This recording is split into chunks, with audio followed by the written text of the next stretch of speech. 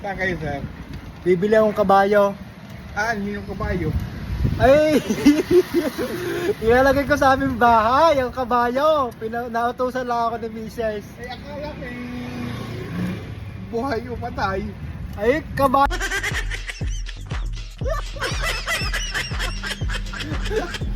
Yung pala yun.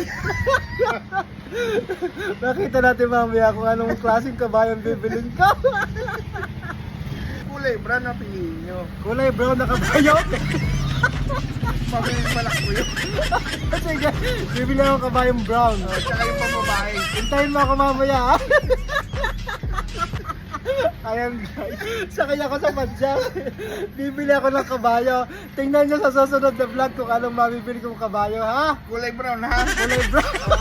Para mabilis. Di ba may pulang kabayo? Bawal yun. Ay, nakakalasing yung pulang kabayo.